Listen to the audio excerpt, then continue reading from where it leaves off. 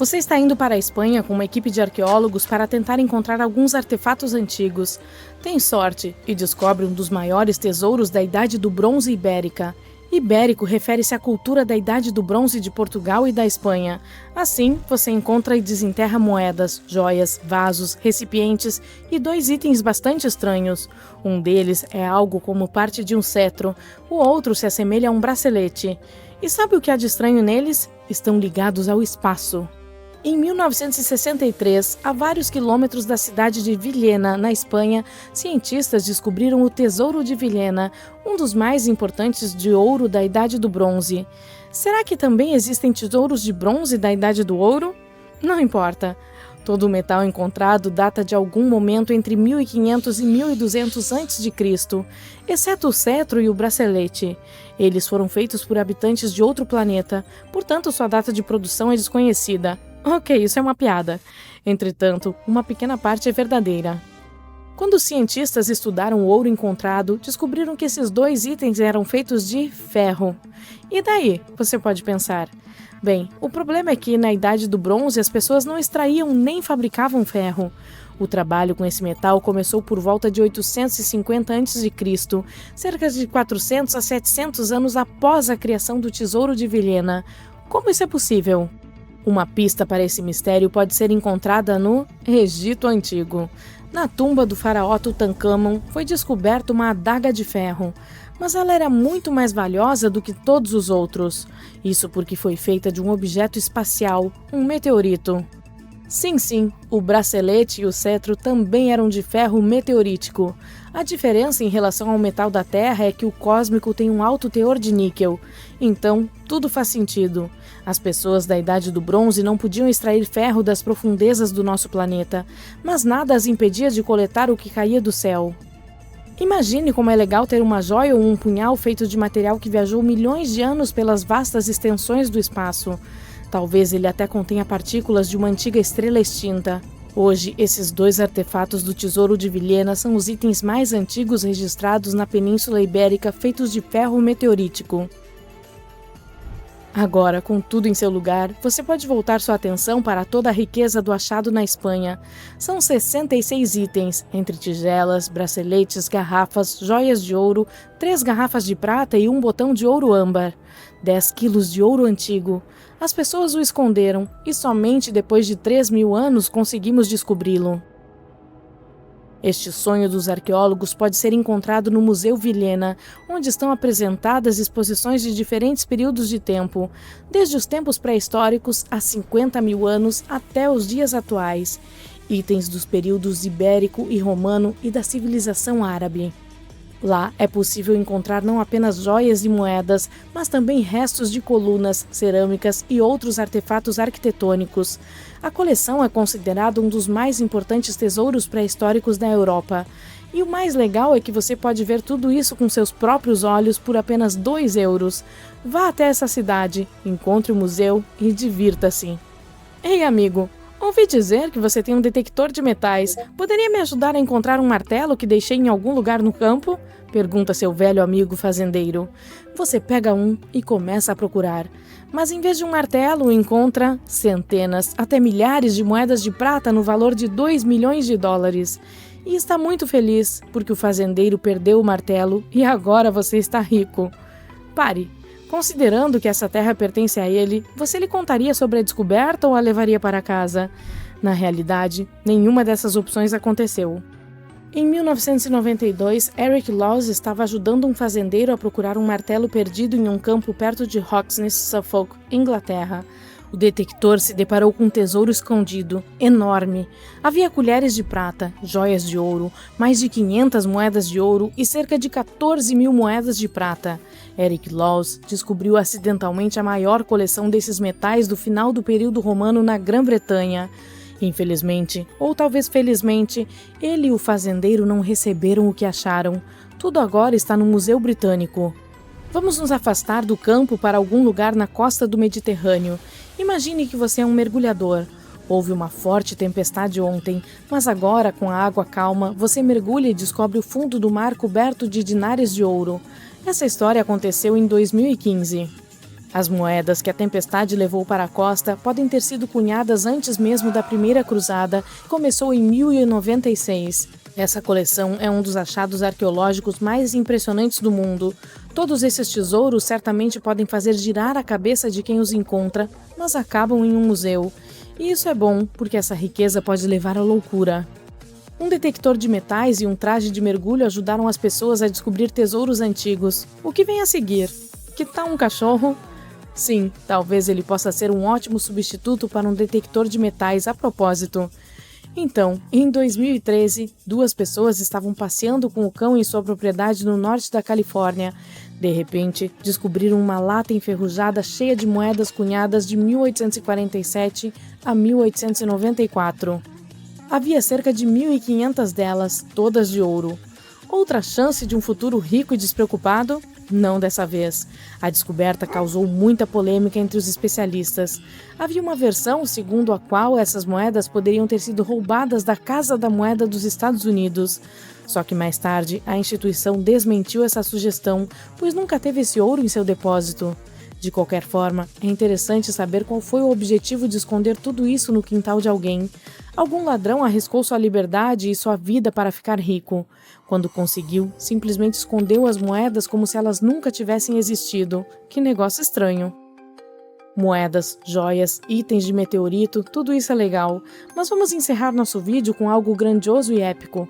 Arqueólogos estavam realizando pesquisas perto da costa mediterrânea do Egito e acharam um tesouro dentro de um templo e santuário afundado. Apesar das ondas, dos terremotos e da água do mar, a enorme descoberta foi preservada em condições não muito ruins. O templo foi construído há muito tempo e desmoronou em meados do século II a.C. Era uma estrutura importante no Egito Antigo. As pessoas consideravam esse lugar sagrado. Os faraós iam até lá em busca de ajuda dos poderes superiores da mitologia egípcia para obter títulos para seu governo de reis do universo. Para muitas pessoas, esse lugar era como o centro do universo e agora está esquecido no fundo do mar, quase em ruínas. O tempo não poupa nada. Os pesquisadores descobriram que o templo fazia parte de uma antiga cidade portuária. Há muito tempo, um terremoto ocorreu nessa área e destruiu a cidade. As ondas de maré amoleceram o solo e arrastaram a cidade para o mar Mediterrâneo. Ao estudar o local, os cientistas viram muitos tesouros secretos, instrumentos cerimoniais de prata, joias de ouro e vasos de alabastro. No passado, as pessoas os usavam para armazenar perfumes ou pomadas gordurosas chamadas ungüentos. Talvez no Egito Antigo não fossem ruins no campo da cosmetologia. Perto dali, os arqueólogos encontraram um santuário grego. Aparentemente, os gregos que viviam no Egito ou que iam para lá a negócios queriam prestar homenagem a Afrodite, por isso criaram um pequeno edifício. Nesse local, os arqueólogos encontraram artefatos de bronze e cerâmica de diferentes culturas e descobriram que os gregos tinham permissão para comercializar na cidade egípcia e até mesmo ser seus residentes. Parece que os faraós que viviam por volta de 600 a.C. eram favoráveis a eles. A profissão de arqueólogo é muito empolgante, mas o que você faria se encontrasse um tesouro antigo? Antes de responder a essa pergunta, descubra qual lei se aplica a esses achados. Se você fosse ver o Saara do espaço neste momento, em vez de um deserto estéril, teria uma visão surpreendente. Terra seca salpicada com alguns lagos e rios no Marrocos e na Argélia.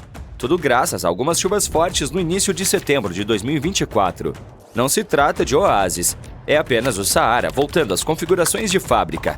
Acredite ou não, há algumas eras, um dos maiores desertos da Terra era na verdade um paraíso exuberante cheio de vegetação. Vamos ver primeiro como o Saara se transformou em um deserto. Durante a última era glacial, a Terra era muito mais fria e grandes camadas de gelo cobriam grande parte da superfície. Naquela época, o Saara era significativamente maior do que hoje e em nosso planeta havia menos florestas tropicais e as temperaturas mais frias mudaram a forma como a chuva era distribuída nos trópicos. Normalmente, o ar quente sobe nos trópicos, o que ajuda a gerar chuva.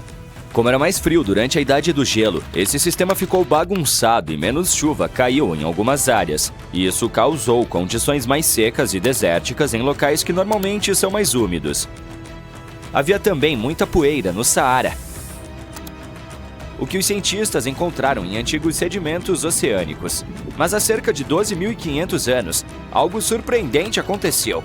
Os níveis de poeira diminuíram muito. Isso significou que o deserto ficou muito mais úmido, o que é um sinal de que o clima esquentou repentinamente por um tempo antes de esfriar novamente. Depois de 12.500 anos atrás, o Saara se tornou um lugar muito mais verde, como uma savana, porque um padrão climático chamado de Zona de Convergência Intertropical, de fato um nome bem sugestivo, se deslocou para o norte durante o verão. Esse período úmido teve seu auge há cerca de 4.000 anos, quando as temperaturas eram um pouco mais quentes do que hoje. Naquela época, caía mais chuva nas terras altas da Etiópia, o que fazia com que o rio Nilo transportasse mais sedimentos. Entretanto, houve outra grande mudança chamada de Evento Heinrich, que fez com que a zona de convergência intertropical se deslocasse para o sul. Isso fez com que as regiões do Saara e da Arábia secassem rapidamente. Por essa razão, o rio Nilo teve muito menos inundações entre 2700 e 2100 a.C. Resumindo, o Saara passou por ciclos úmidos e secos devido a mudanças no clima e nos padrões meteorológicos ao longo de milhares de anos. Até recentemente, conhecíamos o local em sua área seca, mas em setembro de 2024, um ciclone incomum passou por lá. Ele atingiu o Marrocos, a Argélia, a Tunísia e a Líbia e encheu esses lagos e rios secos. As imagens de satélite da NASA de antes e depois das chuvas são impressionantes. É como se o Saara tivesse passado por uma transformação. Algumas áreas do norte da África receberam até 20 centímetros de chuva. Para fins de comparação, Seattle recebe cerca de 1 metro por ano, apenas 5 vezes do que o Saara recebeu. Digo apenas por um simples motivo. Seattle tem a reputação de ser bastante chuvosa, enquanto o Saara não. A parte complicada é que esses 20 centímetros, basicamente toda a cota anual para essa área, caíram em questão de instantes. Portanto, de certa forma, pode ter parecido mais chuvoso no Saara do que em Seattle. As montanhas canalizaram a água para lagos efêmeros no norte da Argélia, que recentemente se expandiram para mais de 180 km² e atingiram profundidades de mais de 2,10 metros. E isso é água suficiente para sustentá-lo por um ano. Então, o que são exatamente esses lagos efêmeros? São bacias que se enchem por um curto período de tempo a cada ano, mas podem ficar secas por vários anos se a chuva não colaborar. Às vezes, a água flui para eles de uma pequena área circundante, ou pode ser apenas a boa e velha chuva. Agora surge uma grande pergunta: como esses lagos existem em primeiro lugar? Em geral, eles se formam porque há excesso de água retida na superfície. Mas o solo do Saara é incrivelmente seco. Ele não deveria agir como uma esponja?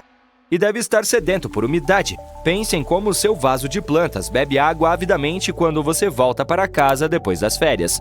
Entretanto, não importa o quanto esteja ressecado, o solo seco só pode absorver uma quantidade limitada de água, que geralmente é bem pequena.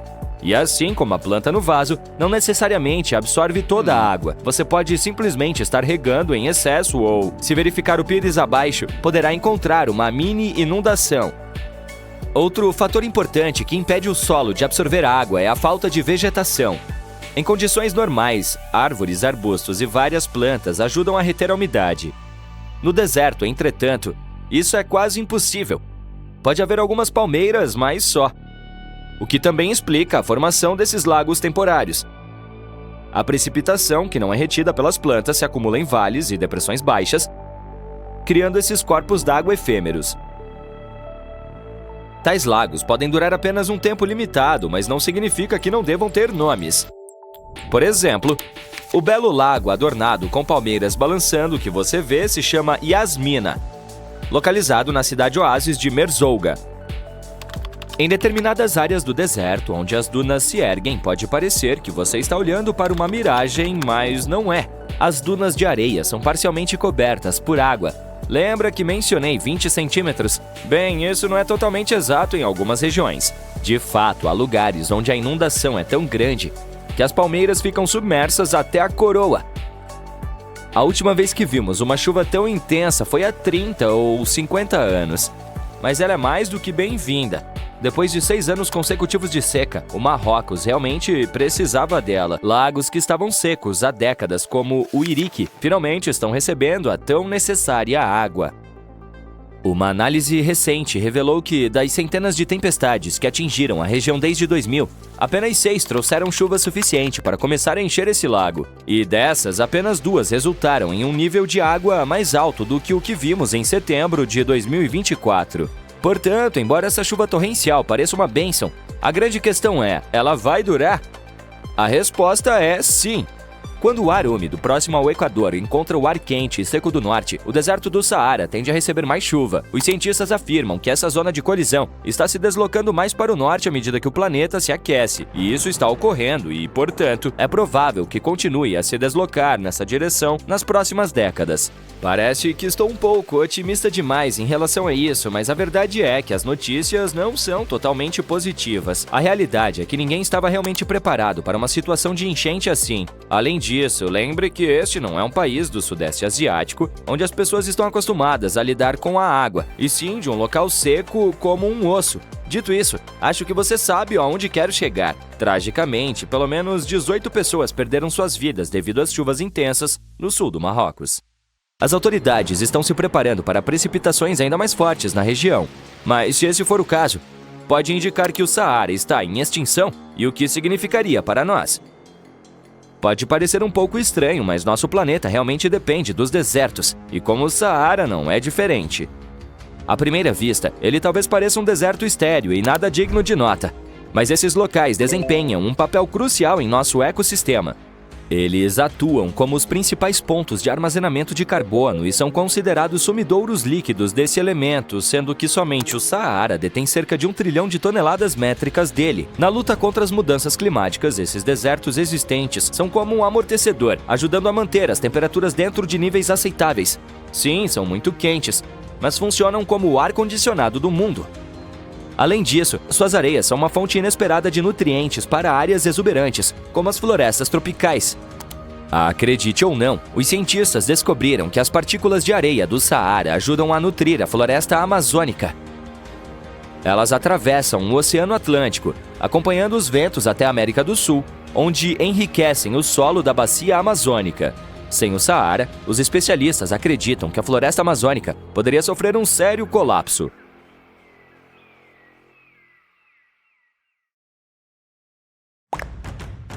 A distância de Nova York a Lisboa, do outro lado do Atlântico, é bem superior a 5.000 quilômetros. Com a velocidade média de caminhada de um ser humano, você poderia percorrê-la em 1 mês e meio.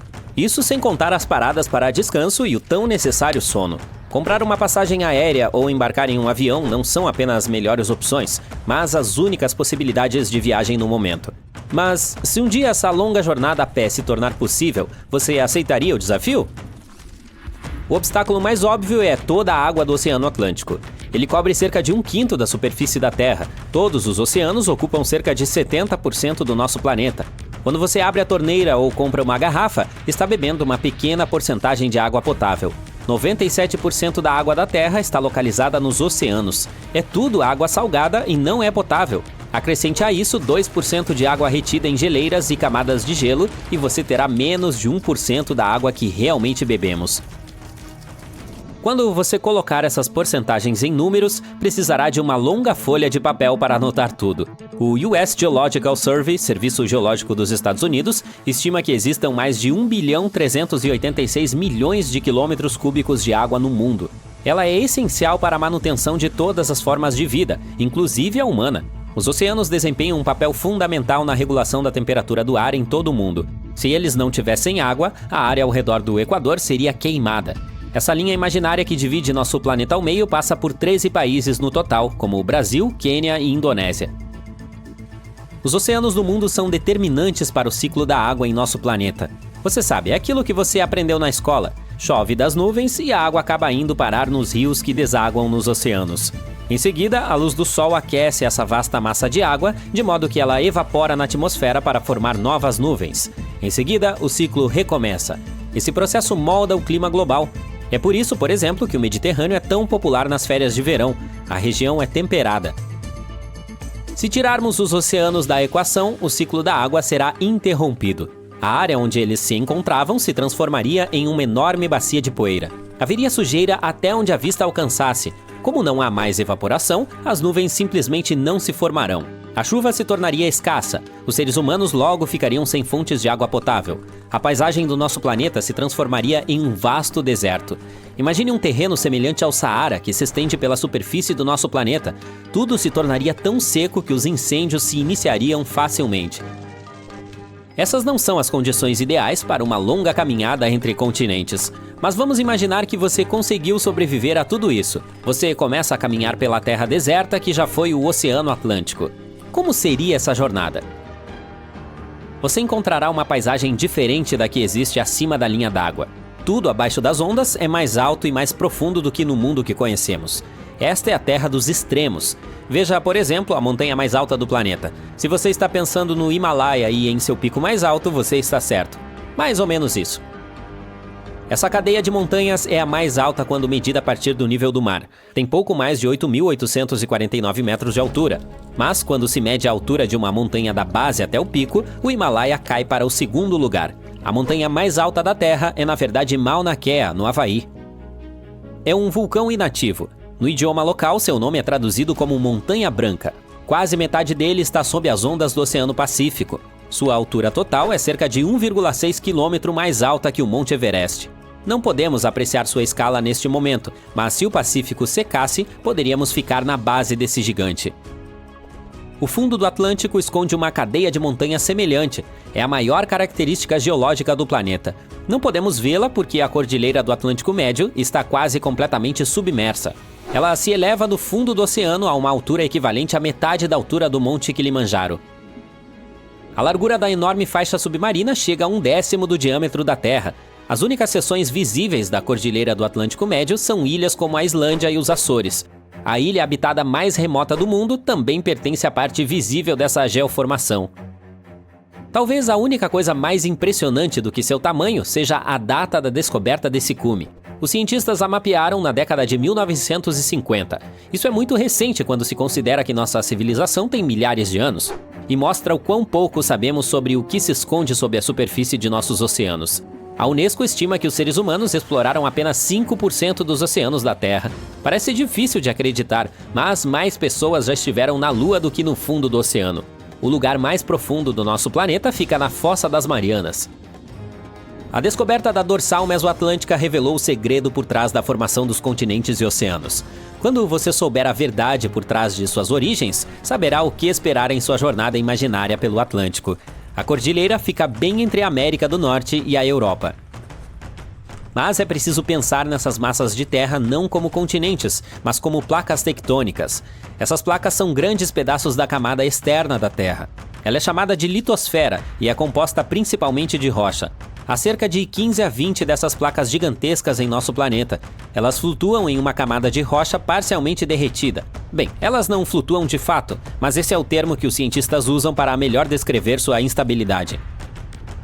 As placas tectônicas estão em constante movimento. Elas podem se chocar umas com as outras. Nesse caso, uma placa desce enquanto a outra é levantada. E isso gera grandes quantidades de energia. Na superfície temos terremotos e vulcões. As forças tectônicas deram ao nosso planeta sua forma familiar. Foi assim que o Himalaia se formou há 40 ou 50 milhões de anos. Por volta dessa época, a placa indiana se deslocou para o norte. Ela se chocou com a parte sul da placa eurasiana.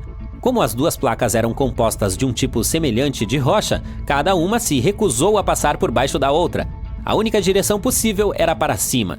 Esse processo ainda não terminou. A faixa cresce em 1/3 de 1 centímetro a cada ano. Uma coisa semelhante está acontecendo com a Cordilheira do Meio Atlântico. Ela está se alargando a uma taxa anual de 4 centímetros. E há um efeito colateral interessante nesse processo. Lembra de quando você fazia castelos de areia? Para construir a fortaleza, você precisava cavar muita areia ao redor dela. À medida que o castelo aumentava de tamanho, o buraco ao redor ficava maior. A mesma coisa está acontecendo no Oceano Atlântico, mas em uma escala muito maior. Como a cordilheira está ficando cada vez mais larga, as duas costas estão se afastando uma da outra. A placa da América do Norte e a placa da Eurásia estão se afastando. Isso significa que sua viagem imaginária em um mundo sem oceanos pode demorar mais. Para cada ano de espera, você precisará percorrer 2,5 centímetros a mais. Isso não parece muito longe, mas espere um pouco e talvez você não precise embarcar em uma viagem intercontinental. Os continentes virão até você. A evaporação não é a única maneira de drenar um oceano. A costa de cada lado de um oceano pode simplesmente se fechar sobre ele. É isso que os cientistas acreditam que acontecerá com o Pacífico. Daqui a 50 milhões de anos, você não seria capaz de reconhecer o maior oceano da Terra. Especialistas fizeram uma série de simulações em computador para ver para onde as Américas do Norte e do Sul estão se dirigindo. A resposta é para o Polo Norte. É nesse ponto que elas se fundirão com a Ásia em um futuro distante. O novo supercontinente mudará completamente a forma e o tamanho do Oceano Pacífico. Os geólogos já têm um nome pronto para essa massa de terra: Amásia. Este porto é tão movimentado. Milhares de pessoas vêm aqui todos os dias para trabalhar, cargas chegam e saem, pescadores pesam o que pegaram no dia e até cruzeiros chiques passam ali para mostrar este lugar deslumbrante para os turistas. A orla do oceano é fantástica. As pessoas caminham na praia tomando sorvete ou constroem castelos de areia. E por falar nisso, neste exato momento estamos onde o deserto do Saara costumava ficar. Normalmente, nosso tempo de vida é muito curto para percebermos grandes mudanças. Não vemos as montanhas surgirem, nem os rios mudarem seu curso. Vales inteiros podem afundar, mas geralmente leva muito tempo para esse processo todo ser concluído. Mesmo assim, um grupo de cientistas notou recentemente que um novo oceano está se formando tão rapidamente que, desta vez, poderemos testemunhar o seu surgimento. Este é o Triângulo de Afar, e o chifre da África não fica muito distante dali. Esse é o lugar exato onde o sexto oceano está nascendo agora. Onde quer que estejamos, sentados ou em pé, estamos em cima de uma placa tectônica. Você está assistindo a este vídeo sentado no sofá? Legal! Seu sofá está em cima do piso. Seu piso faz parte da sua casa. Sua casa está em cima do chão. E se olhar mais embaixo, tudo isso fica em cima de uma das 15 principais placas tectônicas do mundo. Juntas, elas formam a litosfera. É como uma deliciosa torta de maçã. E a borda é a litosfera. E o frágil recheio de maçã é tudo que está na superfície do planeta. Se a borda rachar, o recheio vaza. E é isso que acontece em qualquer terremoto. Uma placa tectônica, que chamaremos de borda, se movimenta, enquanto o recheio, que são as casas e as pessoas, é chacoalhado. A África é composta por duas placas, a africana e a somali. Pois é, essa torta é das grandes. E parece que ambas estão em constante processo de separação, o que acabou gerando uma fenda gigante. Ao que tudo indica, o continente africano está literalmente rachando neste momento. Um pedaço de 895 quilômetros quadrados do deserto do Saara se separou do continente e o magma subiu. Isso desencadeou uma série de terremotos na Etiópia, na Eritreia e no Djibouti.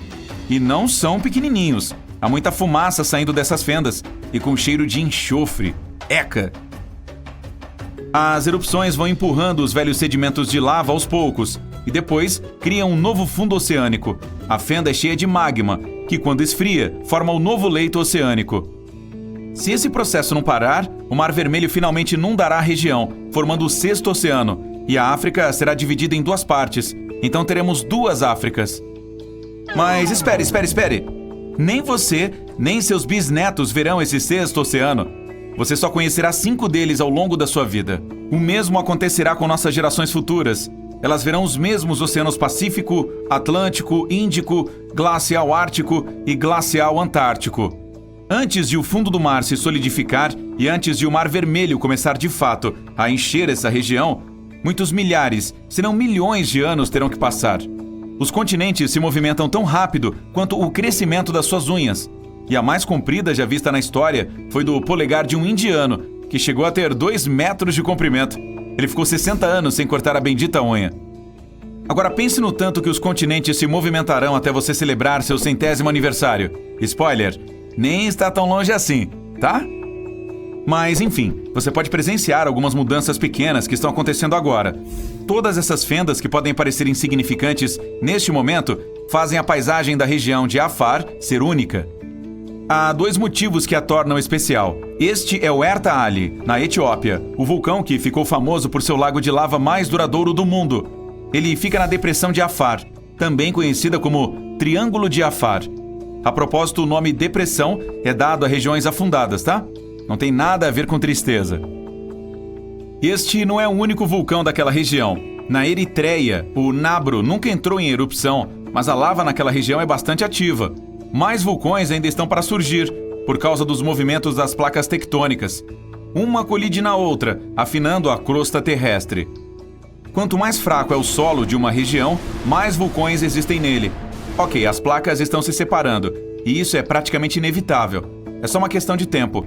Esse processo é chamado de pluma de Jafar. Teremos também mais vulcões. Também não dá para negar. Mas como isso acontecerá? Lembra da torta de maçã? Uma delícia, né? Bem, na verdade as coisas são muito mais complicadas. A camada externa sobre a qual andamos é relativamente delicada e feita de inúmeros pedaços quebrados. É como uma casca de ovo, ou aquela tela de massa que fica em cima das tortas.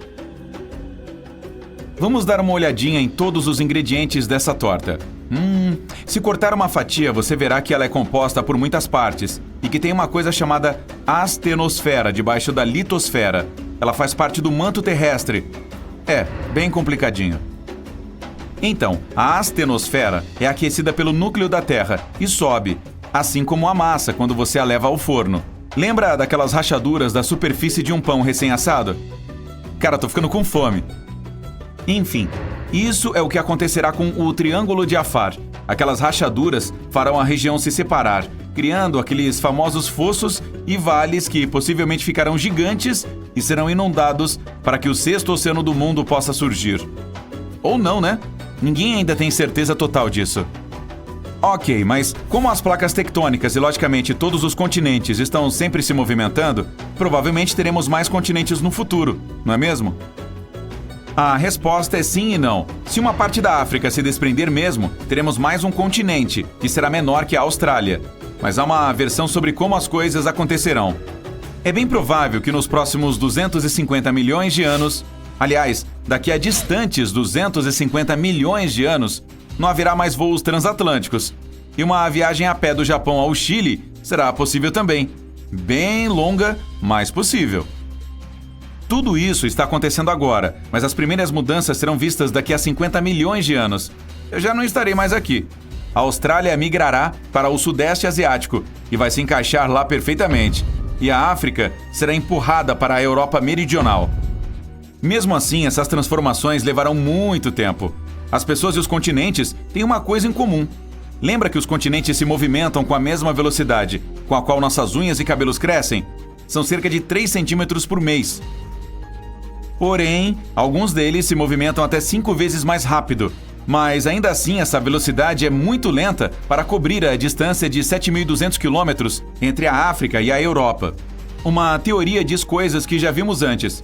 Bem, você não viu isso com seus próprios olhos, nem eu, nem nossos ancestrais que vieram para a América cruzando o Atlântico há centenas de anos. O fato é que todos os continentes já fizeram parte de uma única massa terrestre conhecida como Supercontinente Pangeia. Embora ela tenha se formado 300 milhões de anos atrás e se dividido a 180 milhões de anos, seus pedaços podem se juntar de novo. Aí os cangurus migrariam facilmente da Austrália para o Reino Unido, se quisessem. Mas esse pedaço de terra europeu correria o risco de ser despedaçado durante a fusão de todos os continentes. As Américas poderiam colidir umas nas outras, a Antártica iria se sobrepor a elas, e tudo isso iria se fundir à já colidida África e Eurásia. Nesse caso, um enorme oceano e um continente grandes surgiriam, chamados de Novo Pangeia. Outro possível cenário afirma que os continentes podem se fundir, formando uma massa terrestre uniforme, ou formar um círculo com um mar enorme no meio e com o Oceano Superpacífico do lado de fora. Esse continente é chamado de Pangeia Última. A terceira teoria pode já estar se concretizando. Os oceanos Pacífico e Atlântico podem deixar de existir, formando uma nova bacia oceânica. A Eurásia será dividida para formar um novo oceano, e todos os continentes migrarão para se fundir e formar o supercontinente Aurica. E a quarta e última teoria prevê que os oceanos Pacífico e Atlântico continuarão praticamente intactos, e que todos os continentes, menos a Antártica, se fundirão, deixando esse pobre país gelado ainda mais isolado e abandonado do que está hoje. Não fique triste. Como todos os continentes continuam se movendo em direção ao norte agora, é bem provável que quase todos se encontrarão em algum lugar do Polo Norte. Todos nós já sonhamos em visitar o Ártico e testemunhar as maravilhas naturais dos ursos polares brincando em blocos de gelo, ou da aurora boreal dançando no céu. Bem, lamento informá-lo, mas você não encontrará nenhum turista indo para a Antártida tão cedo. Por quê, você pergunta? Vamos nos aprofundar no assunto. Em primeiro lugar, onde fica a Antártida? Ela está localizada no hemisfério sul, especificamente no Polo Sul. O Oceano Antártico a circunda, e a maior parte do continente é coberta por gelo, o que o torna um dos lugares mais remotos e gelados da Terra. Agora, você já conheceu alguém que visitou a Antártida? Provavelmente não. É um dos lugares menos visitados do planeta e apenas alguns poucos exploradores sortudos viram seu interior, que é composto principalmente de geleiras e campos de gelo. Mas acredite em mim quando digo que a vida selvagem e o cenário são de outro mundo. Por que você não deve viajar para a Antártida? Bem, para começar, o meio ambiente é incrivelmente frágil e pode ser facilmente danificado. Além disso, não há populações humanas nativas no continente. Portanto, sua viagem seria basicamente como visitar uma ilha desabitada. E não vamos nos esquecer de que esse também é um dos destinos mais caros para se viajar. Apesar de tudo isso, a Antártida não é exatamente protegida como uma fortaleza, mas existe um acordo internacional chamado Tratado da Antártida. Esse tratado foi negociado para evitar qualquer atividade indesejada no continente e proíbe algumas formas de testes feitos lá pelos Estados-membros. Mas o principal motivo pelo qual não podemos simplesmente entrar na Antártida é que ela tem um ecossistema delicado que precisa ser protegido. O tratado estabelece que a Antártida deve ser usada somente para fins pacíficos e deve estar livre de qualquer atividade humana que possa prejudicar o meio ambiente. Os cientistas ainda estão aprendendo sobre o ecossistema único do continente, e nossas atividades e máquinas podem perturbar o delicado equilíbrio que existe lá. Se você ainda está ansioso para ir à Antártida, obter permissão não é exatamente um passeio no parque. Os cidadãos americanos, por exemplo, precisam preencher um formulário especial e enviá-lo ao Office of Ocean and Polar Affairs. E uma vez lá, você precisará seguir algumas diretrizes rígidas para proteger o meio ambiente, como não perturbar a vida selvagem, nem levar lembranças como pedras, plantas ou animais. Tecnicamente, é possível viver na Antártida?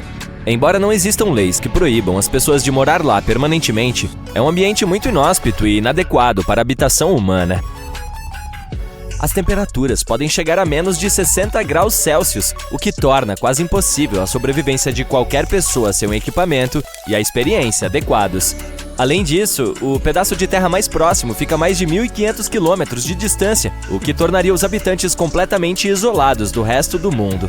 Quem sabe, talvez um dia tenhamos a chance de visitar esse continente único e fascinante. Mas até lá, vamos admirá-lo de longe. Vamos falar um pouco sobre a descoberta da Antártida. Ao contrário de outros lugares que já eram habitados, a Antártida nunca teve uma população humana nativa. Os filósofos da Grécia Antiga tiveram uma ideia sobre o continente e o chamaram de Antiarctaos, que significa oposto ao urso. Os ursos a que ele se refere não são os polares, mas sim as constelações do Grande e do Pequeno Urso, que só podem ser observadas no hemisfério norte. Como resultado, o termo significa o oposto de a terra do urso. As viagens de caça às baleias e focas no final do século XVIII e início do século XIX se aventuravam mais ao sul ao contornar o Cabo Horn, na ponta da América do Sul. Sabia-se que ir mais ao sul geralmente significava ventos mais fortes, mas também o risco de atingir gelo flutuante de todos os tamanhos e de ventos e mares que poderiam ser perigosos para o navio e a tripulação. O capitão James Cook foi o primeiro a cruzar o Círculo Polar Antártico em 17 de janeiro de 1773, na região do Mar de Ross. Um ano mais tarde, ele chegou a um ponto mais ao norte e, embora não tenha avistado terra, chegou a uma distância de 80 quilômetros e viu depósitos de rocha presos em icebergs, o que indicava a existência de uma terra mais ao sul. O primeiro avistamento da Antártida é amplamente reconhecido como tendo ocorrido em janeiro de 1820, durante a viagem de 2 navios, sob o comando do capitão Fabian Gottlieb von Bellingshausen, como parte de uma expedição exploratória de 2 anos ao redor do mundo para descobrir novas terras. Os navios do capitão foram os primeiros a cruzar o Círculo Polar Antártico desde Cook. O primeiro desembarque indiscutível na Antártida só aconteceu muito mais tarde, em 24 de janeiro de 1895, no Cabo Adare, durante a viagem de caça às baleias do navio Antarctic, liderado por Henrik Bull. Um pequeno barco com 6 ou possivelmente 7 homens a bordo remou até a costa em condições calmas. Talvez você não acredite, mas a Antártida é, na verdade, um deserto. Com todo aquele gelo, é de se esperar que seja como um país das maravilhas no inverno, com lutas de bolas de neve e chocolate quente o dia todo. Quando pensamos em desertos, imaginamos camelos, cactos e pessoas lutando para encontrar água. Mas na Antártida, a história é totalmente diferente. A luta não é para encontrar água, mas para encontrar qualquer coisa que não esteja coberta de gelo. E a média de chuvas foi de pouco mais de 10 milímetros nos últimos 30 anos. Isso é como algumas gotas de chuva em comparação com o que estamos acostumados. Portanto, tecnicamente, não são as dunas ou o calor escaldante que tornam um deserto, bem, um deserto. É a falta de precipitação. Mas não se preocupe se algum dia você se perder na Antártida. Não precisará se preocupar em ficar com sede. Só não se esqueça de levar um casaco e luvas, pois o frio é suficiente para transformá-lo em um picolé. A Antártida não é apenas um dos lugares mais secos da Terra, mas também o mais frio, o mais ventoso e o mais alto. Os pinguins e os cientistas de lá muitas vezes se encontram em uma situação complicada quando se trata de tempo. Diferentemente do resto de nós neste grande planeta azul, não há fuso horário na Antártida. Todas as linhas de longitude se encontram em um único ponto no Polo Sul, o que faz com que seja um pouco complicado tentar descobrir que horas são. Agora, você deve estar pensando, mas como os cientistas e pesquisadores controlam o tempo lá embaixo? Boa pergunta. Normalmente, eles seguem o fuso horário do país de onde partiram. No entanto, com estações de todo o mundo na Península Antártida, as coisas podem ficar um pouco malucas. Imagine tentar se coordenar com os países vizinhos sem acordá-los acidentalmente no meio da noite. Você pode pensar que pouca coisa poderia sobreviver em um lugar onde a temperatura é extremamente fria, o sol mal aparece e o vento pode levá-lo para longe mais rápido do que uma erva daninha. Bem, como em muitos lugares da Terra, a vida encontrou um caminho na Antártida também. Acredite ou não, esse continente congelado está fervilhando de atividade. É o lar de bilhões de krill que, por sua vez, atraem muitas focas e mais pinguins do que você pode imaginar. Mas não se deixe enganar por sua aparência fofa e engraçada. Os pinguins são os melhores nadadores, com um corpo aerodinâmico capaz de deixar os vencedores de medalhas olímpicas com inveja. Eles chegam à costa para se reproduzir e relaxar, mas seu verdadeiro talento é roubar pedrinhas uns dos outros e formar grupos matematicamente precisos para se manterem aquecidos. A Antártida também é o lar da maior espécie de pinguim da Terra. É o chamado pinguim imperador. Certamente, essas criaturas são aves que não voam, mas isso não significa que não possam saltar. De fato, alguns deles podem saltar até 3 metros. E não vamos nos esquecer das focas, com seu corpo peludo e sons especiais.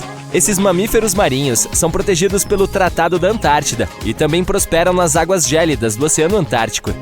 Mas as verdadeiras estrelas do show são as baleias. Durante o verão antártico, essas enormes criaturas aparecem em massa para se alimentar do abundante krill. É realmente como um buffet de baleias por lá. Se você já dirigiu pelas montanhas rochosas, provavelmente viu placas de sinalização da Continental Divide, a espinha dorsal da América do Norte. Todas as bacias hidrográficas a oeste dela desaguam no Oceano Pacífico, e todas as bacias em sua encosta leste vão direto para o Atlântico. Há apenas um riacho em Wyoming que não pode escolher um lado e deságua nos 2 oceanos ao mesmo tempo. O Two Ocean Creek começa sua jornada no alto da Cordilheira Teton. Os picos cobertos de neve são um cenário perfeito quando o riacho começa a descer, serpenteando por prados alpinos e florestas densas. À medida que o riacho continua seu curso, ele chega ao Two Ocean Pass. Esse é o cruzamento geográfico onde o riacho se divide em 2 braços, o Atlantic Creek e o Pacific Creek. O Pacific Creek segue para o oeste e se torna parte da bacia hidrográfica maior do Snake River, levando suas águas para o Snake River, que eventualmente se funde com Columbia River e, finalmente, chega ao Oceano Pacífico. O Atlantic Creek segue para o leste e deságua nos rios Yellowstone, Missouri e Mississippi, E, por fim, deságua no Golfo do México. Se você conectar as bacias hidrográficas dos dois riachos em um mapa, obterá uma única linha azul entre o Oregon e a Louisiana. Os exploradores que estavam lutando para encontrar a passagem noroeste entre os dois oceanos nunca souberam que poderiam ter usado o riacho. Eles teriam apenas que usar barcos muito pequenos. Alguns cientistas acreditam que a truta teve mais sorte dessa forma. Elas conseguiram migrar do rio Snake para o rio Yellowstone, provavelmente usando o Two Ocean Creek. Tecnicamente, os peixes podem viajar mais de 9.600 quilômetros para cobrir toda a distância do mar até o Mar Brilhante em água doce. O riacho pode ser perfeito para essa jornada. Há trilhas de caminhada no Parque Nacional Grand Teton que levam ao Two Ocean Pass.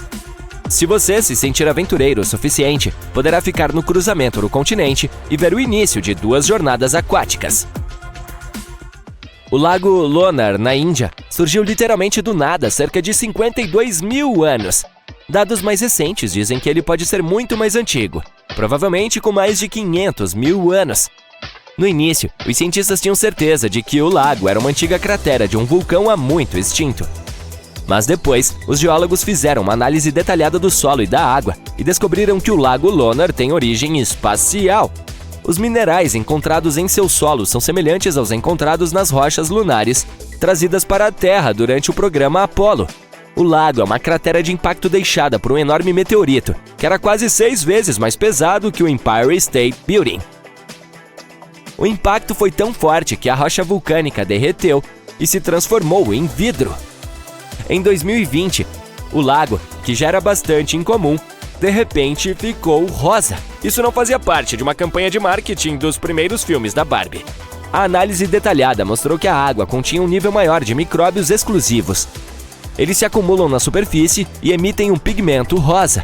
Depois de algum tempo, os micróbios se acomodaram no fundo e o lago voltou a ficar transparente. Os flamingos que se alimentavam no lago também experimentaram alguns dos micróbios e ficaram com um tom de rosa ainda mais brilhante do que o normal.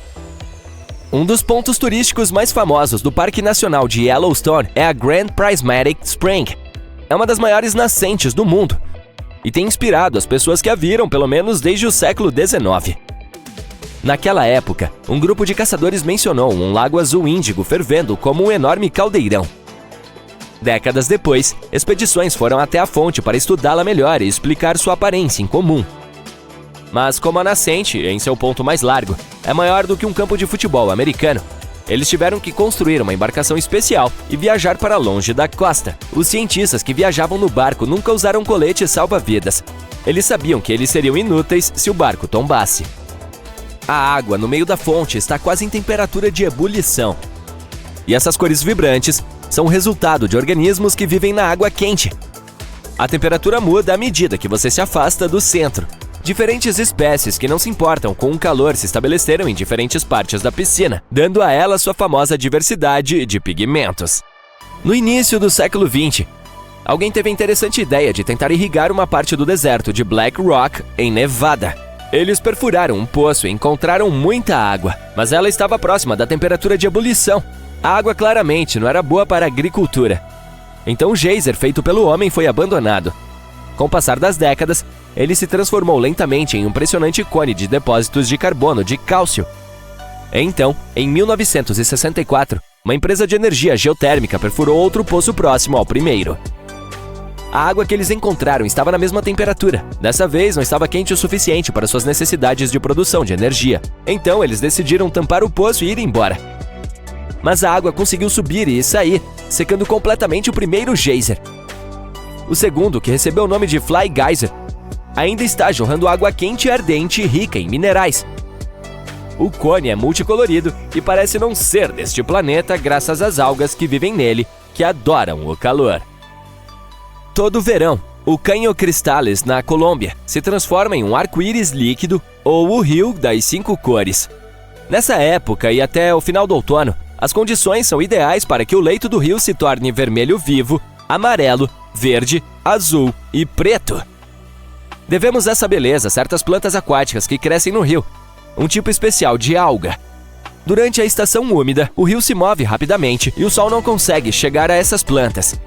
Durante a estação seca, não há água suficiente para alimentá-las. Portanto, o período entre as estações tem as condições perfeitas para esse espetáculo colorido. Isso não acontece em nenhum outro lugar do mundo. Em algum momento, o número de turistas que queriam vê-lo se tornou tão grande que os cientistas ficaram preocupados com o fato de que isso poderia ser ruim para esse ponto de acesso à biodiversidade.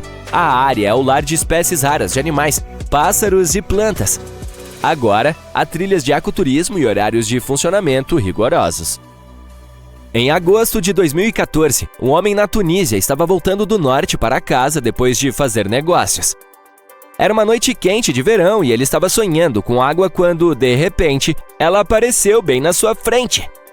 Havia um lago inteiro no meio do deserto, e o homem tinha certeza de que ele não estava lá vários dias antes. O novo corpo d'água ganhou o apelido de Mysterious Lake, Lago Misterioso, e de fato tornou-se um grande mistério. Centenas de pessoas vinham até aqui para nadar em suas águas claras e frescas. O lago se tornou um lugar popular, mas alguns dias depois, a água ficou verde escura.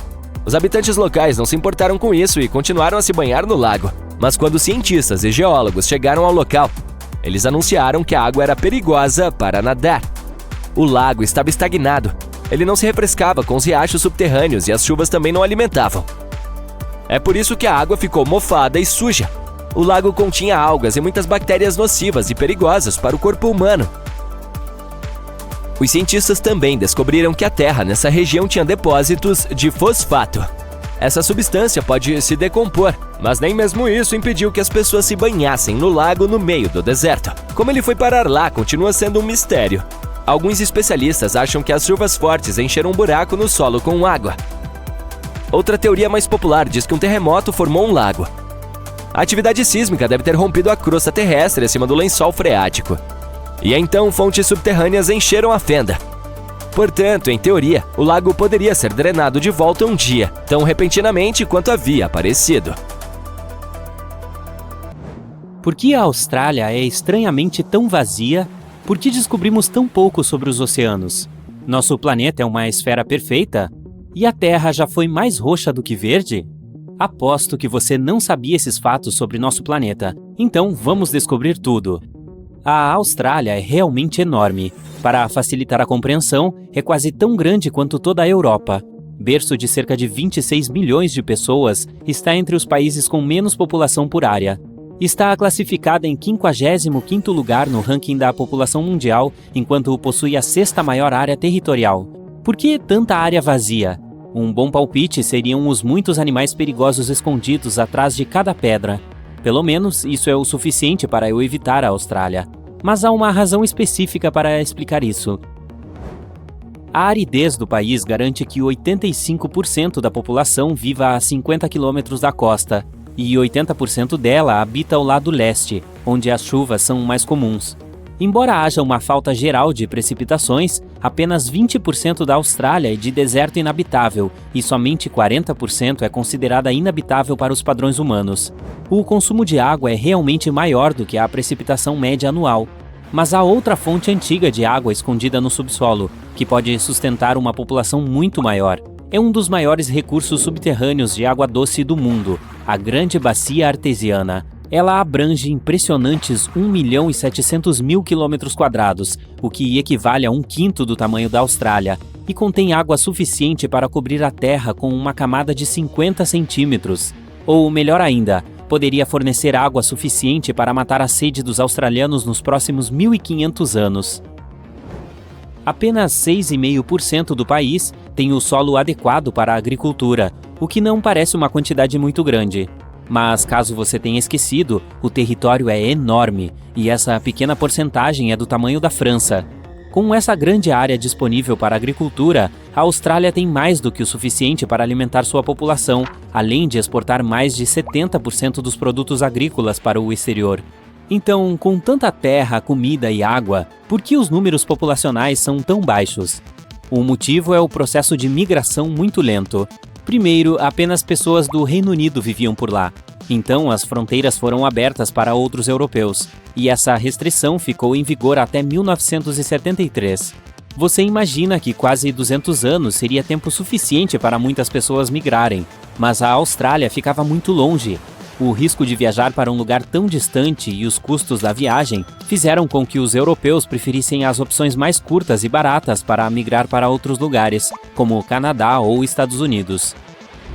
Nos últimos 2000 anos, as pessoas entenderam que a Terra é redonda. Mas você sabia que ela não é uma esfera perfeita?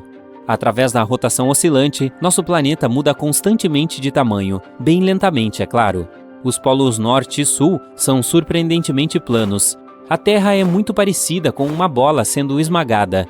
Imagine que há uma mão gigante com os dedos pressionando os dois polos. Por causa dessa pressão, o Equador fica um pouco saltado para fora.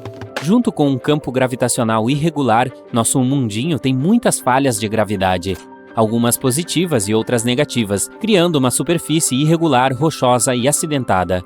Alguns lugares têm mais gravidade do que outros. Se você subisse em uma balança ao longo do Equador, pesaria 0,5% menos do que nos polos. Não é muito e, definitivamente, a viagem não vale a pena para mudar seu peso. Se você medisse o comprimento desde o centro até o ponto mais distante da Terra, ficaria chocado que o Monte Everest não está no fim. Em vez disso, esse ponto fica ao longo do Equador, que é a parte saliente.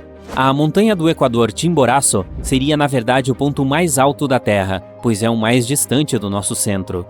Ainda temos cerca de 80% do oceano para mapear, o que é uma loucura, considerando o quanto exploramos do sistema solar em comparação. Mas ainda estamos cientes de muitos detalhes inacreditáveis sobre o oceano.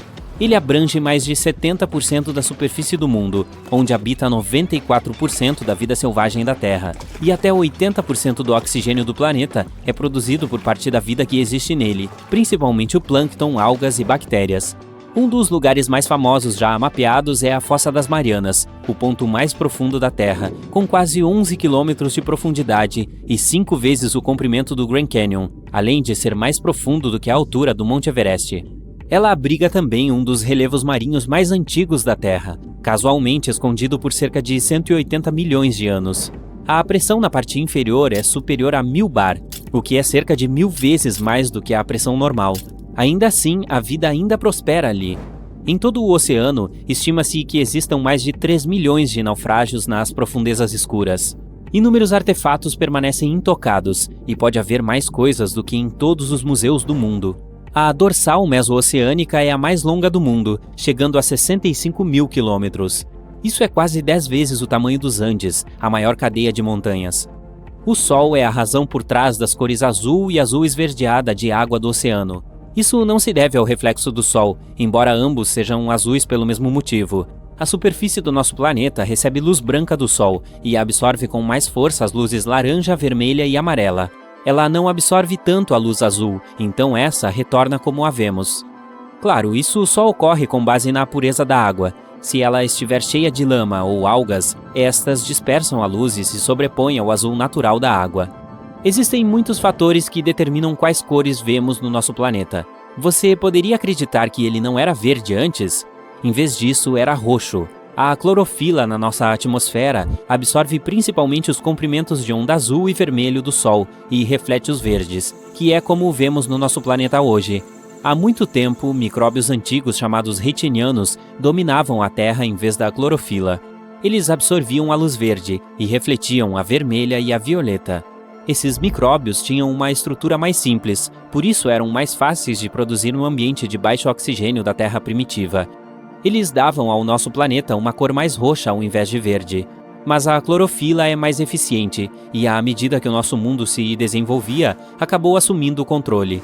Imagine que, bilhões de anos atrás, observadores distantes pudessem ver nossa casa como um pequeno ponto roxo. Será que nós também éramos roxos? Provavelmente não. A maior árvore daqui é uma sequoia gigante chamada General Sherman, que tem mais de 85 metros, quase atingindo a altura de um prédio de 26 andares. Acredita-se que ela tenha 2.700 anos, com uma circunferência de 25 metros. Seu peso é de impressionantes 1.800 toneladas. Isso é pesado, mas não a coisa viva mais pesada do mundo. Em Utah, um enorme bosque chamado Pando funciona como uma colônia única de árvores. O enorme sistema radicular conecta todas elas, com até 47 mil caules, pesando até 6.000 toneladas e com 80 mil anos. Isso torna esse conjunto o ser vivo mais antigo conhecido pelos humanos. Agora, e quanto à maior área de um ser? Ao largo da costa da Austrália Ocidental, uma alga cresce a um tamanho impensável. A erva daninha de Poseidon vem crescendo há 4.500 anos, espalhando brotos de clones subterrâneos, além de ser toda conectada e compartilhar o mesmo DNA com a maioria deles. Ela abrange enormes 200 km², o mesmo que 28 mil campos de futebol ou todo o estado de Nebraska. E não vai parar por aí, pois continua a crescer 50 centímetros a cada ano. É difícil imaginar a escala desses seres enormes. Agora, imagine se fossem todos roxos.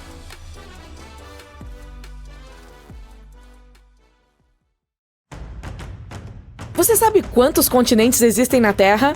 Essa é fácil. 6. Mas espere um segundo. A Europa e a Ásia não são um grande continente? É o que parece quando você olha o mapa mundi. Bem, os cientistas pensam de forma diferente. Eles não olham apenas para os corpos de terra que saem do mar. Os geocientistas estudam os tipos de rocha de que os continentes são feitos. Quando você vê o mundo sob a perspectiva deles, o número de continentes realmente aumenta. Sim, eles não são um mito. Os continentes perdidos existem, ou pelo menos costumavam existir. E esses continentes nem sempre estão localizados sob a água. Eles estão escondidos sob outras massas de terra. Cadê você? Os pesquisadores descobriram recentemente um continente exatamente assim. Ele é chamado de Grande Adria. Parece familiar? Sim, tem algo a ver com o Mar Adriático. Esse continente perdido está completamente enterrado sob a Europa. Ele colidiu com a Europa e começou a afundar sob ela há muito tempo. 140 milhões de anos atrás. Hoje, ele está sob a Itália, a Grécia e os países bálticos. Seu tamanho e forma uniforme correspondem aos da Groenlândia, a maior ilha do mundo. Mas como os geocientistas encontraram a Grande Adria? Ela não está mais visível, mas deixou algumas pistas. Partes dela foram incorporadas aos Alpes. Outros pedaços foram incorporados à atual Itália e Croácia, do outro lado do Mar Adriático. As rochas calcárias do antigo continente começaram a se transformar quando estavam sob a massa de terra europeia. O calor e a pressão tremendos, distribuídos ao longo de dezenas de milhões de anos, mudaram sua estrutura. Saiu o calcário e entrou o mármore. Todos os templos gregos e romanos que você admirou em suas férias de verão foram construídos com esse mármore. Era uma espécie de presente de despedida de um continente há muito perdido. A Grande Adria se camuflou bem por milhares de anos, mas outros continentes perdidos estavam escondidos à vista de todos. Você já ouviu falar do 8º continente da Terra, a Zelândia? Provavelmente não, porque ele fica sob a superfície do Oceano Pacífico. 95% da Zelândia está agora debaixo d'água. Você consegue adivinhar onde exatamente? Seu nome é uma boa dica, sob a Nova Zelândia. Se você abrir o Google Maps, poderá ver seu contorno. Procure um tom de azul mais claro no oceano. Ele deve se estender da Nova Caledônia até a Nova Zelândia. Essa saliência no fundo do oceano costumava estar acima do nível do mar. Tinha cerca de 2/3 do tamanho da Austrália e mais de 2 vezes do tamanho da massa terrestre da Grande Adria. Podemos ver a Zelândia hoje porque ela não afundou muito, e essa é a melhor maneira de descobrir outros continentes perdidos. Imagine a Terra sem os oceanos. O fundo do mar não é plano, há montanhas e trincheiras. Você poderia colocar o Monte Everest na mais profunda delas, a Fossa das Marianas, e ainda haveria 2.133 metros entre ele e o nível do mar. Essa trincheira ficou tão profunda devido a um processo geológico chamado subducção. A placa do Pacífico ficou sob a placa das Filipinas. A crosta terrestre é formada por essas placas que flutuam em um mar de rocha derretida. Depois, elas se chocam umas com as outras, uma desce e a outra sobe. Foi assim que a Grande Adria acabou sob o continente europeu. Nosso planeta está em constante movimento. Não notamos esse processo porque ele acontece bem embaixo de nossos pés. Há 120 milhões de anos, a Austrália e a Antártida eram um único pedaço de terra. Sim, o lugar mais frio e um dos lugares mais quentes da Terra já foram o mesmo território. A Antártida se despediu da Austrália, mas não foi embora de mãos vazias. Hoje existe um platô oceânico no Oceano Índico. A palavra platô vem do francês e significa terra plana elevada. E o nome dessa terra soa como o título de um filme de Hollywood, Broken Ridge. Há muito tempo, ela estava conectada a outro continente perdido, o microcontinente Kerguelen. Os cientistas acreditam que ela foi uma ponte terrestre entre a Índia e a Antártida. Como era essa terra? A resposta possivelmente está em um pequeno arquipélago no sul do Oceano Índico. Essas ilhas são tudo o que restou da antiga massa de terra. Elas têm um clima frio. As ilhas têm geleiras porque estão muito próximas da Antártida. Mas no passado, o clima deve ter sido temperado, com muitas chuvas. Os animais e as plantas seriam semelhantes aos que encontramos hoje nas regiões tropicais. A paisagem do continente perdido provavelmente se assemelhava à da Nova Zelândia. Já que estamos na área, você consegue adivinhar a qual continente pertenceu à ilha-estado de Madagascar? Se você disse África, desculpe, mas errou. Ei, não se sinta mal. Olhe para cima e para a direita no mapa. A resposta correta é Índia. Há cerca de 120 milhões de anos, eu não estava por aqui na época, a Índia se separou do continente africano e foi para o Nordeste. Madagascar não foi rápida o suficiente e acabou se tornando uma ilha na costa sudeste da África. Mas há evidências de uma massa de terra ainda maior, o continente perdido de Maurícia. Os cientistas encontraram vestígios da antiga massa de terra sob a ilha de Maurício. Hoje, ela é um ponto turístico, mas há milhões de anos era um ponto realmente quente, com vulcões e tudo. Foi assim que os cientistas conseguiram reconstituir os passos de Maurício. Eles encontraram um mineral, o zircão, que existe nas rochas que a lava espelha após uma erupção. A terra muito perdida já cobriu a área da ilha de Maurício até a costa oeste da Índia. Imagine se essa terra existisse hoje. Ela formaria uma grande mistura das culturas indiana e africana. Os pratos locais seriam definitivamente apimentados. Por falar em picante, você comeu comida indonésia recentemente? Há apenas 50 mil anos, o Sudeste Asiático era muito diferente. Não havia Sumatra, Bornéu, Java ou mesmo a Austrália. Apenas Sunda e Saul, duas massas continentais que eram divididas por uma fossa de águas profundas. Você tinha a extensão do Sudeste Asiático continental de um lado, Sunda, e a Grande Austrália ou Saul do outro lado. Naquela época, Bali ficava no extremo sul da Ásia. Os biólogos foram os primeiros cientistas a perceber a divisão. As espécies se desenvolveram de forma diferente em Sunda e Saul. É por isso que a Austrália tem animais únicos, como o canguru, o wombat e o ornitorrinco. E você sabia que um canguru gigante já habitou a ilha da Nova Guiné? Isso porque, até o final da era passada, havia uma ponte terrestre para a Austrália. Hoje, as duas ilhas são separadas pelo Estreito de Torres, mas ele é bastante raso, com menos de 20 metros. É um lembrete de que essa ilha já foi uma única massa de terra chamada Saul. Outro estreito oceânico que não é muito profundo separa a Ásia da América do Norte. O Estreito de Bering fica hoje no lugar de Beringia. Essa antiga massa de terra não era muito grande. Ela se estendia por 1000 milhas de norte a sul. Isso equivale a apenas 1/3 da distância de carro de Los Angeles a Nova York.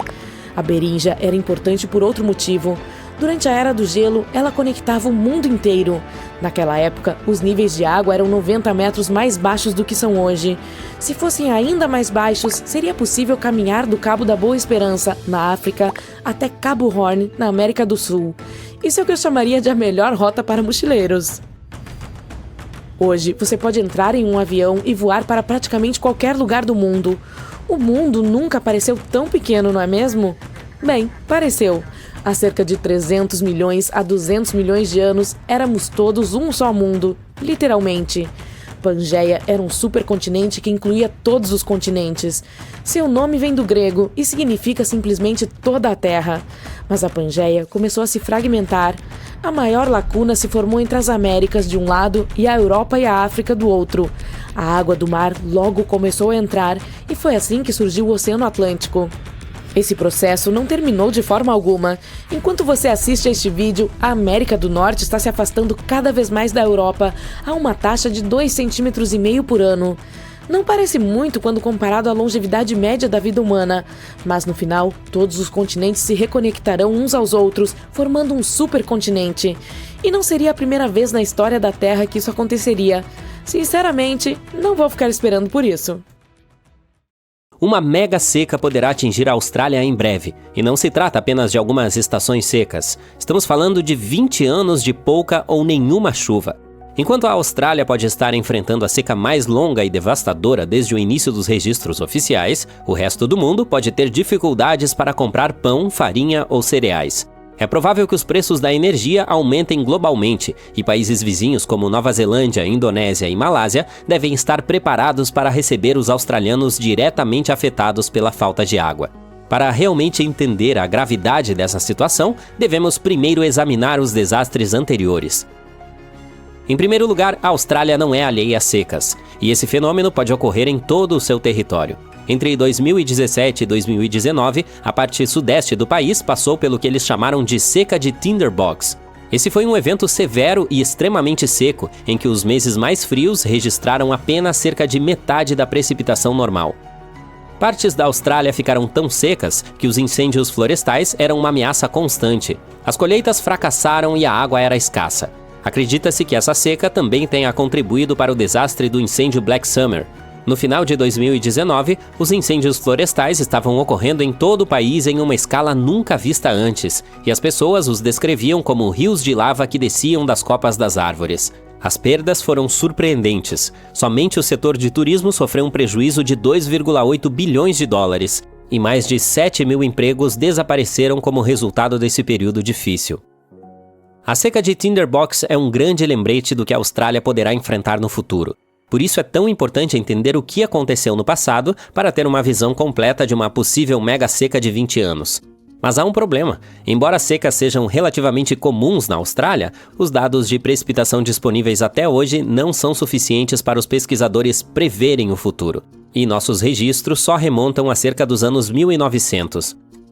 Assim, os especialistas decidiram estudar os anéis das árvores para descobrir os dados ambientais ausentes. Se você observar um toco de árvore, perceberá os anéis concêntricos em sua superfície. À medida que as árvores crescem, elas formam novos anéis, e a espessura desses anéis depende da quantidade de água que recebem. Durante uma mega seca, os anéis parecem mais finos porque as árvores não têm muita água. Infelizmente, esses registros naturais geralmente remontam a apenas algumas centenas de anos, e eles nos informam apenas sobre condições locais específicas, não sobre a situação de toda a Austrália. Por isso, os especialistas recorreram a modelos de computador para simular como o clima da Terra mudou entre os anos de 850 e 2000.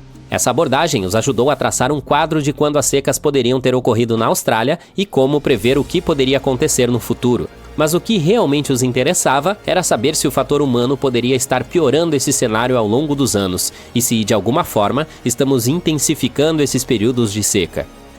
Então, somos nós os culpados por essas secas? A resposta curta é que ainda não temos certeza. Por um lado, os períodos de seca na Austrália parecem durar mais do que antes das fábricas e máquinas se tornarem comuns. Por outro lado, elas não parecem estar ficando mais intensas ou acontecendo com mais frequência do que antes da era industrial. Isso significa que uma seca que dura 20 anos pode não estar diretamente ligada às atividades humanas. Na verdade, esse tipo de fenômeno é apenas uma parte normal de como as chuvas mudam na Austrália ao longo do tempo. Isso é respaldado por evidências de núcleos de gelo, que sugerem que uma seca de 39 anos atingiu o leste da Austrália há cerca de 800 anos. O que torna tudo isso tão fascinante é que não há apenas uma causa para esse fenômeno. Quero dizer, não há um mecanismo único que explique todos os casos de seca.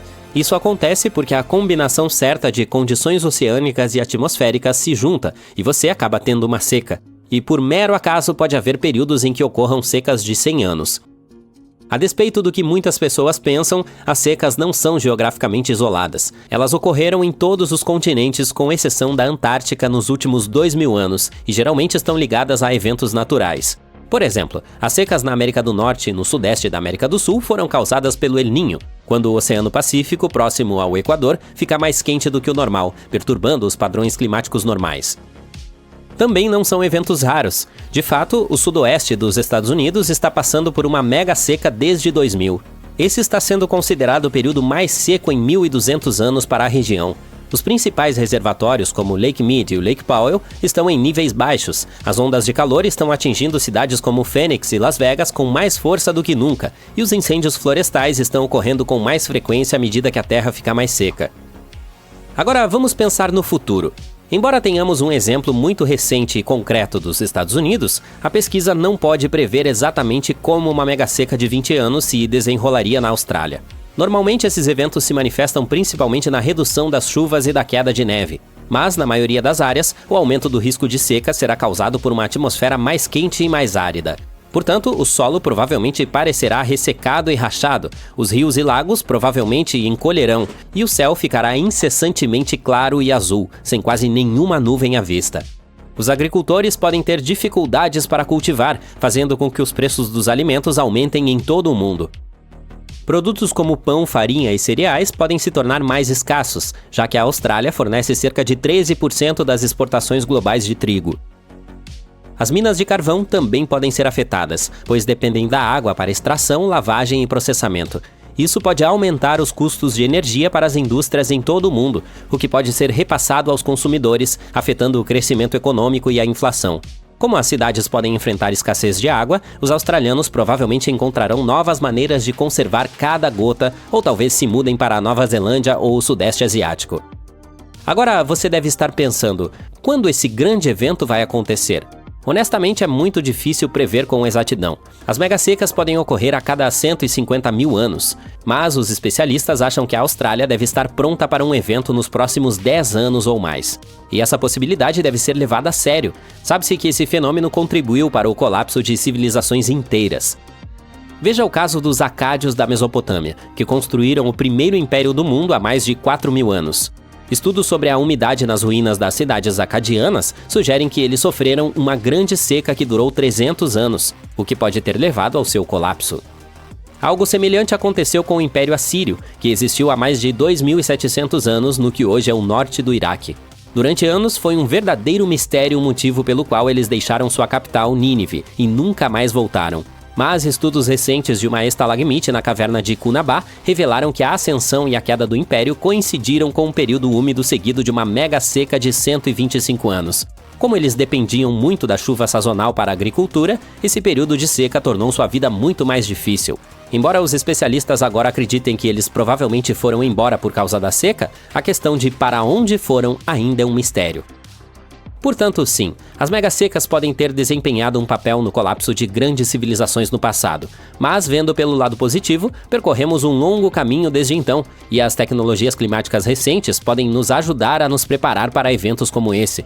Agora que sabemos que uma mega seca de 20 anos é muito possível e pode acontecer em breve, a Austrália tem algum tempo para se preparar para ela.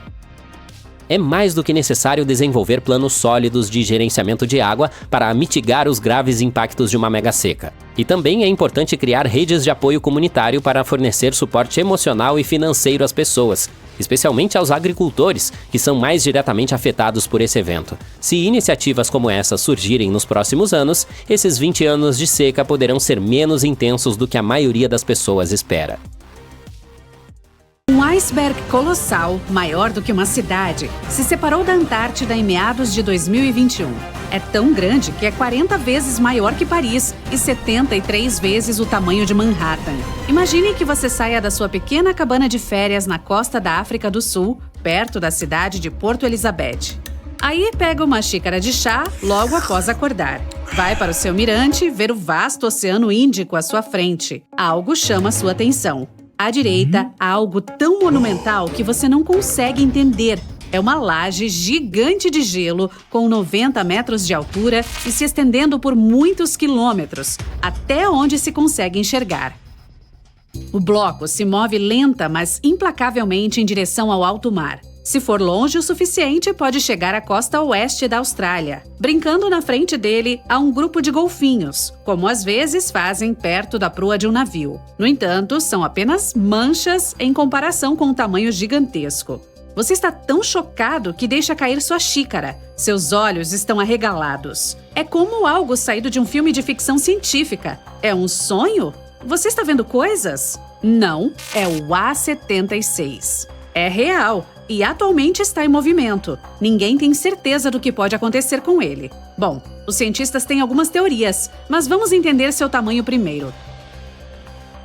O iceberg tem 177 quilômetros de comprimento e 25 de largura. Tem basicamente a forma de um dedo gigantesco. Se você estivesse na costa de Dover, olhando do outro lado do Canal da Mancha em direção à França, o bloco de gelo seria quase da mesma largura. O canal tem 35 quilômetros de diâmetro em sua parte mais estreita. Isso significa que aproximadamente 2/3 dessa distância seriam preenchidos com um iceberg.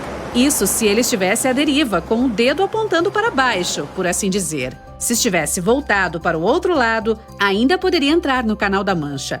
Mas, à medida que se aproximasse dos pontos mais estreitos, esmagaria as costas da Inglaterra e da França e subiria por cima da terra. Deslizaria sobre os campos verdes ingleses. O gelo branco se destaca contra o verde.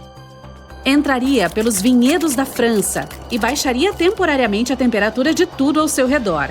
As uvas seriam como cristais de geleia. Ele passaria por rodovias e os motoristas parariam para observar essa coisa colossal como um visitante de outra galáxia. Você poderia arrancar pedaços para pôr em sua bebida enquanto ele passasse. Caso isso não desse certo, você poderia escalá-lo bem nos arredores de Londres. Ele certamente seria útil no verão. Mas vamos voltar ao que realmente aconteceu e o que os cientistas acreditam que vai acontecer com ele.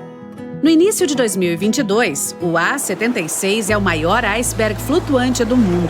Se desprendeu da plataforma de gelo Filchner-Ronne, na Antártida, em meados de maio de 2021. Desprendimento de gelo é a quebra de pedaços de gelo da borda de uma geleira. Em seguida, um deles se afasta da massa para formar uma entidade separada. Se você estivesse por perto, ouviria muitas rachaduras e um barulho muito alto. Blocos de até 60 metros se libertariam e colidiriam com a água. Isso causaria ondas enormes. Nem mesmo os surfistas aventureiros gostariam de encará-las. O desprendimento de gelo é um evento natural. A área onde o A-76 se separou viu pouca mudança nas últimas décadas. Existiram pedaços ainda maiores do que o A-76, mas este é atualmente o maior do mundo. Cientistas do British Antarctic Survey que o perceberam. Há imagens de satélite dele se libertando, capturadas pelo Sentinel-1A da Agência Espacial Europeia. O tamanho foi estimado em 4.320 km². No momento, está no Mar de Weddell, ao redor da Antártida. Ele faz parte do Oceano Antártico. Recebeu o nome em homenagem ao marinheiro escocês James Weddell, que entrou na área em 1823. Os cientistas consideram que a região tem água mais clara que qualquer mar. Imagine espiar suas profundezas de um barco. Que vista fantástica deve ser!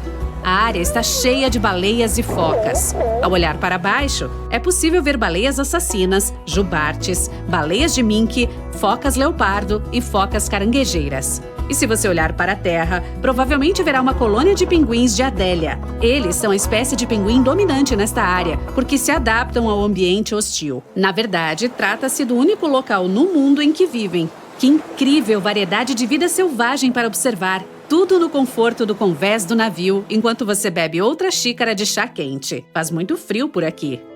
Para ter uma ideia do que poderia acontecer com o A-76, os cientistas se referem a outros dados, como o ainda maior iceberg chamado A-68. Ele se desprendeu da plataforma de gelo conhecida como Larsen C, na Antártica, em 2017. Embora pensar nele também navegando pelo Canal da Mancha possa ser emocionante e um pouco assustador ao mesmo tempo, o A-68 flutuou para mares mais quentes e no início de 2021 praticamente se dissipou. Essa foi uma morte até que rápida. Alguns icebergs foram observados vagando por até 18 anos. Suponha que eles permaneçam nas águas relativamente frias. Tudo depende de onde o A-76 decidir ir. Os satélites ajudaram os cientistas a acompanhar esses movimentos monstruosos enquanto passariam despercebidos no passado. É assim que eles sabem que no dia 148, este iceberg se dividiu em 3 fragmentos, criativamente nomeados de A-76A, A-76B e A-76C. Os números podem ser chatos, mas são baseados no quadrante antártico em que foram avistados pela primeira vez. Se esses enormes pedaços se romperem completamente, isso não aumentará o nível do mar, porque já faziam parte da plataforma de gelo flutuante. Imagine esses pedaços de gelo no seu copo. Eles já ocupam uma certa quantidade de espaço e simplesmente mudarão de forma na água. Icebergs como estes são diferentes de geleiras ou mantos de gelo encontrados em terra. Essas são as coisas que ajudam a elevar o nível do mar quando quebram e derretem. Por exemplo, se todo o manto de gelo da Antártida derretesse, poderia aumentar o nível do mar em quase 58 metros.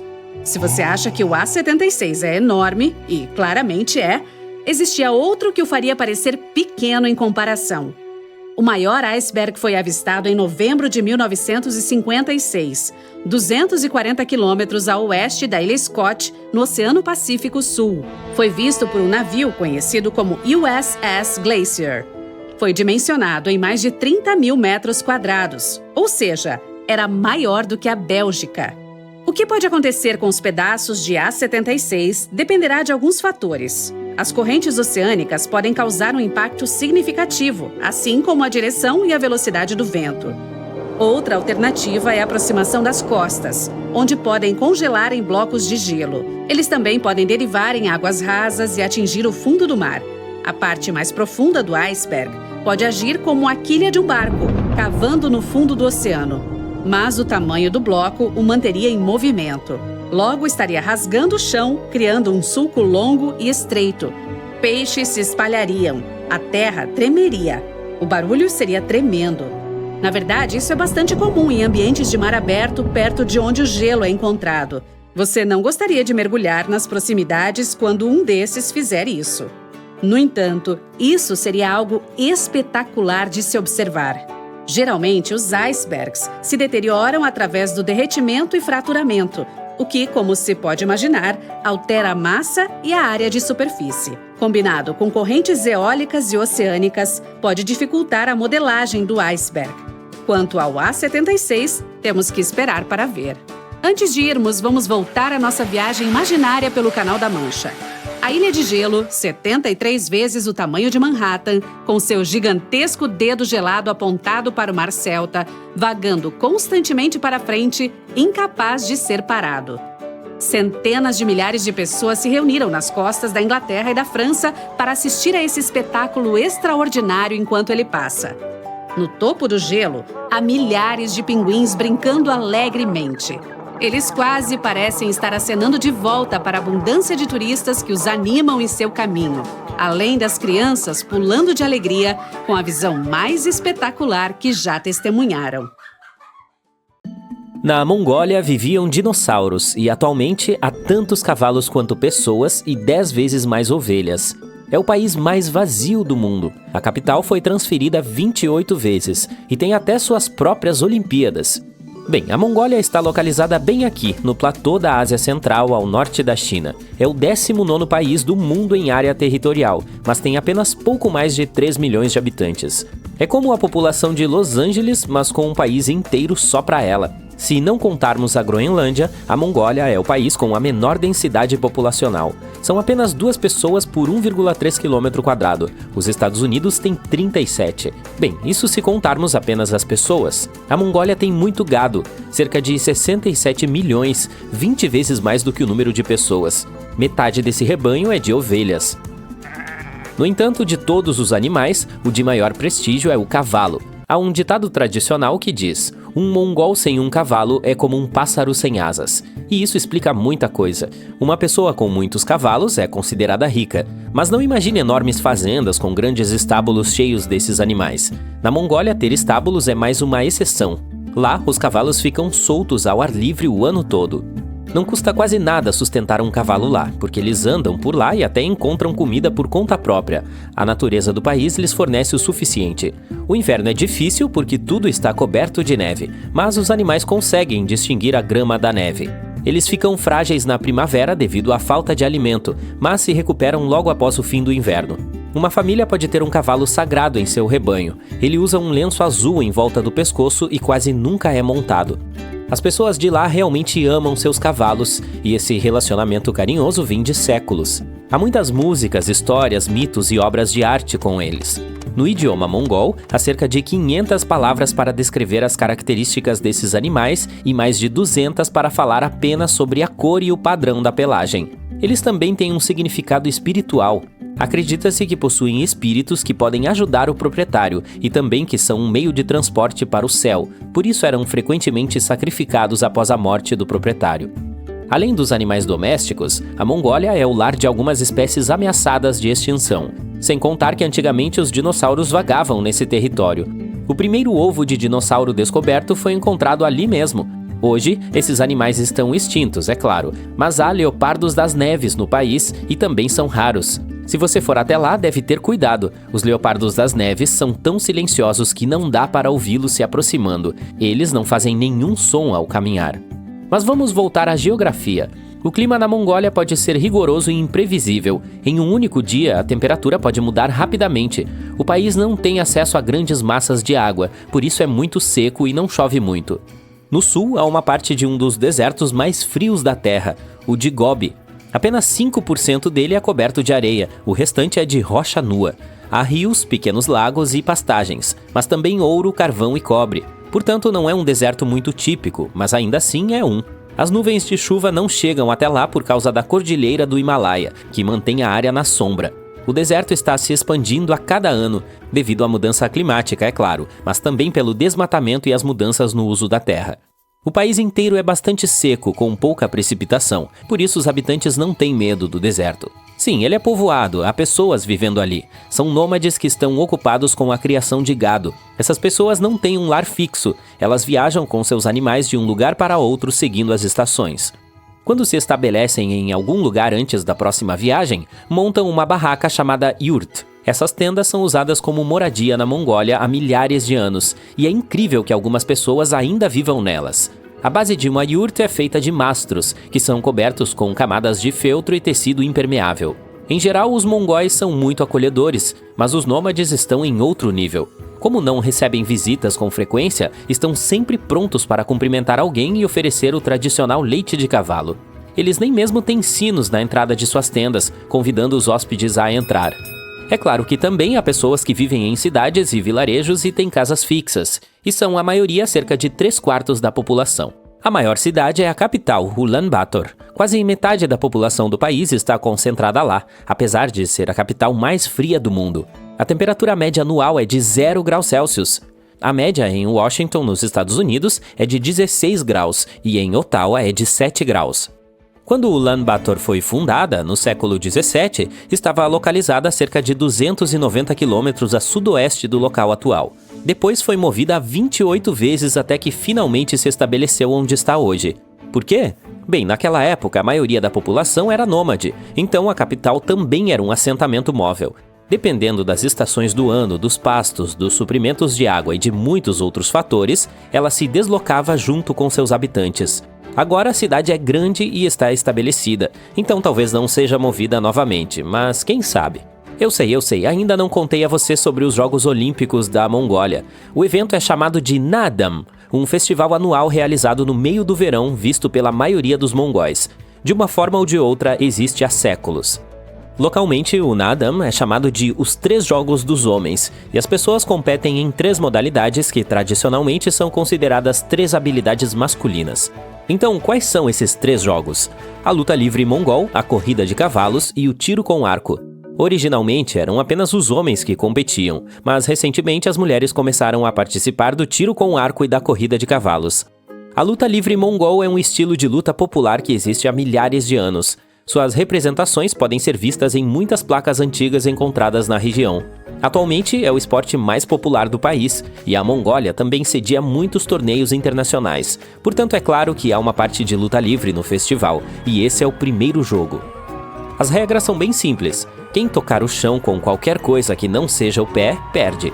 Não há categorias de peso, limites de idade ou de tempo. Dura quanto for necessário para vencer. E ainda assim, eles fazem isso com elegância. A cortesia na partida é importante.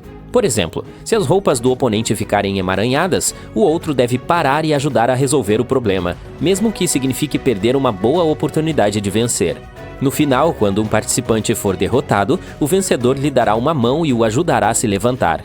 O jogo começa com 512 ou 1024 participantes que lutam em duplas. Todo perdedor é eliminado. A competição continua por 9 ou 10 rodadas, dependendo do número inicial de participantes até que haja um vencedor. Depois, há a corrida de cavalos. Esse é um evento de longa distância que atravessa o país entre 16 e 27 quilômetros, dependendo da idade do animal. Até 1000 deles de todo o país podem participar da competição. No tiro com arco, as pessoas competem em equipes de 10. Cada arqueiro usa roupas tradicionais e tem 4 flechas para atirar em uma parede de cilindros de tecido ou madeira. Quem acertar um deles na parede ganhará pontos, e a equipe que obtiver mais pontos vence.